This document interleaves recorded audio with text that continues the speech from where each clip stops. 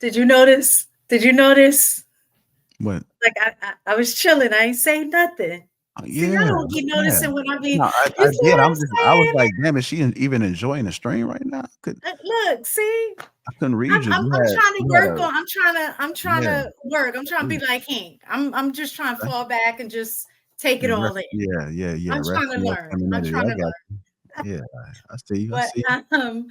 I do think that women confuse quality with quantity.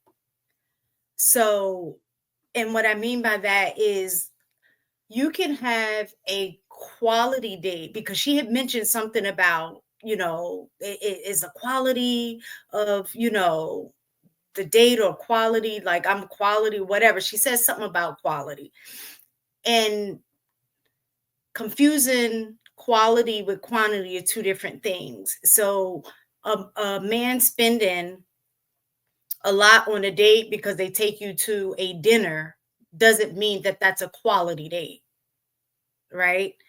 Um, where the opposite can be true, where you go to a coffee date and it's a very quality date, but is it he didn't have to spend a whole lot of money, right? So I think you as a woman need to decide, do you want a quality date or a date that the focus is on quantity? And it seems like a lot of times, especially nowadays, the focus has been on quantity because the goal appears to be, like, I ain't out in the street so I don't really know, but what it appears to be, it's about how much I can brag about how much was spent, right? It has nothing to do with the dating with the purpose part, right? It's the, oh, this is Instagram worthy, kind of thing. Um, and then also too thinking about somebody when I think you said JR, when you were reading the comments about that, it's about effort and they think that that's low effort.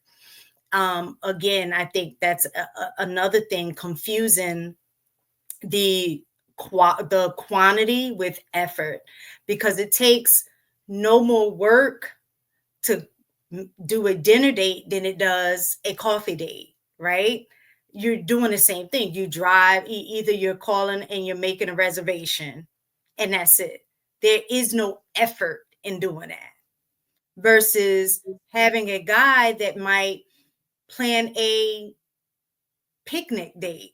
So he may not spend a whole lot of money, but he's going to the store, like maybe get a little charcuterie, you know what I'm saying? Like trying to do something and plan it, get a little wine, get a basket, and go to a park. And then that's it. But then a woman look at that like, oh, this is low effort because it's not a whole lot of money spent, but there was a whole lot of effort put into that, going to the store, picking out the different things to eat, getting a basket, finding the perfect place in the park to lay, all of those things. So I definitely think that the priority and the focus of what the date is supposed to be about has been lost, and it's about the pomp and circumstance. Okay. Yeah, most women see it as a flex. They be trying to flex. Mhm. I think too, like, okay, so if you want to think about women talking a little bit more in dates versus men, I think sometimes women feel like they have to prove that, they're worth more effort, right? So then they try to talk a lot about themselves instead of listening a little bit more.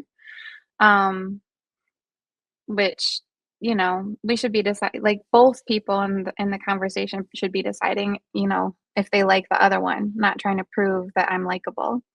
But then some other thoughts that I was having as you all were talking was that there, from a behavior analytic perspective, there are two types of manipulators.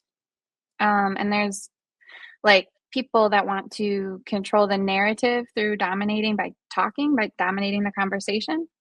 And that person might be the person who wants to talk excessively about themselves, who wants to, you know, kind of show all these impressive stories or say all of these, great things about themselves, and then that person is trying to sell themselves to you. But then there's also the listener type people who try to manipulate through gathering information about you. So, like, they seem to be super tuned in, but it's because they're doing something that a lot of manipulators and cluster B type people do, which is mirroring you. And so, like, if they're mirroring your emotions and really seem to be understanding you from the very first date, sometimes that can be a little bit of a red flag because they're hyper aware of your emotions. They get you to let your guard down, be a little bit more vulnerable, and then they later will use that stuff. They'll find out about your weaknesses, your traumas, your desires, and what you want in a partner, and then they use that later to manipulate you, you know, guilt trip you, fake a partnership that they're not actually interested in being a part of. And both of those types of manipulation tactics can be mitigated by making sure that you're asking a lot of the WH questions that aren't what. So, like, instead of what's your job, what are your hobbies, what do you like about blank, blank, blank, and blank, it'd be like who, where, why. Why do you like to do the work that you do? Who made you think about that for the first time? Where did you first understand this about yourself, right? And then also just making sure, right, that you're not oversharing, which I don't know. It seems like a lot of the questions you guys are like posing as examples are very deep questions, which I don't know that I would be comfortable answering somebody I just met. I don't know what you think about that. Well, that's why I think that it's important for us to have at least I would say at least 2 hour talk time on the phone. Like we have to have invested at least 2 hours, be it if it's 2 hours straight or 1 hour this day, then 30 minutes the next, whatever the case may be. We have to have this conversation first before I even go out in public with you, me personally, so that once we do get in public, can we still maintain a conversation? Or are you going to be sitting here looking at me crazy as hell while I'm asking you questions and trying to talk to you?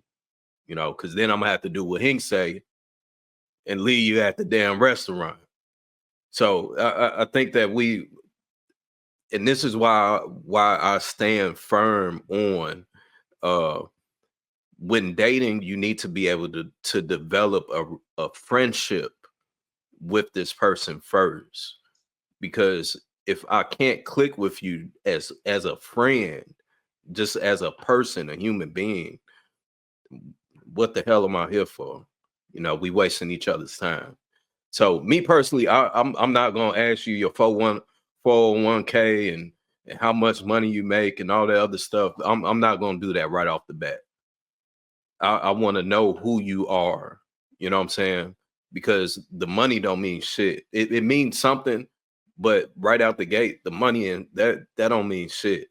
I'm gonna be able to learn all of that just in the conversation that we have. Are you well traveled? What's your favorite restaurant? Is it Applebee's or do you like going to Ocean Prime?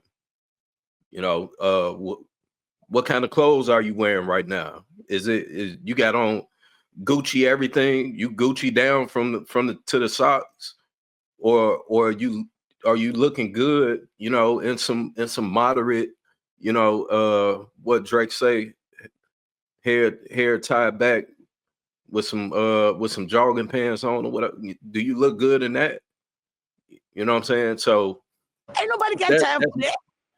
That's me personally. I feel like that's the best route if you're actually intentional about learning someone, much rather than